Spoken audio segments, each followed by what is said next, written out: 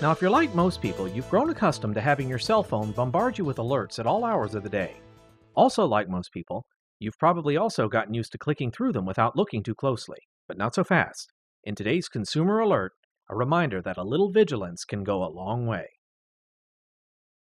News, social media, texts, emails, on and on into an endless stream of notifications, each one sourced from a different app. On an average day, a user can get dozens or even hundreds of alerts. And with such a constant flood of activity, rarely does an average user stop to take a closer look.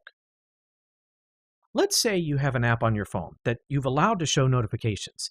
You expect that app to only talk about itself, but what's starting to happen is one app might pretend to be another, just to get you to open the alert.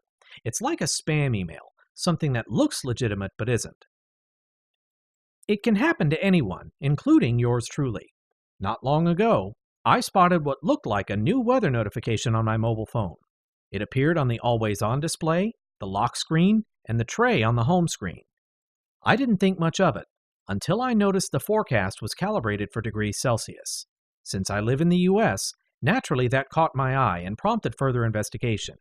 It turned out this particular alert was coming not from the AccuWeather app, but from a free call blocker. What's happening is there's an arms race between advertisers and users. Users are getting smarter on blocking ads, which means advertisers have to find new ways to get their content in front of you. It's a vicious cycle, but the impact on ad revenue is massive. Every hit they lose is money they lose. And when they lose enough money, they get desperate. In this case, the notification from the call blocker was pretending to be from the weather app, helpfully serving up a look ahead at the upcoming forecast. But when an unsuspecting user opens the app to see more, they get, you guessed it, an ad.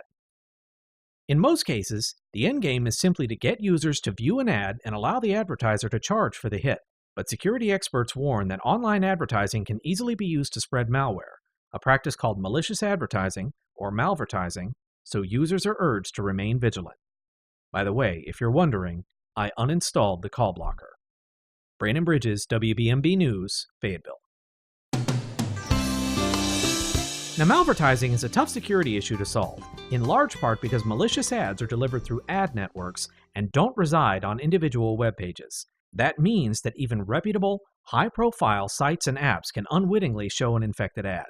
To protect yourself, experts recommend keeping your virus and malware protections up to date, using safe sandboxes for apps wherever possible, and switching to browsers capable of blocking ads. Users should also avoid tapping or clicking pop-ups without reading, and avoid opening unverified links, even if they appear to be from a legitimate source.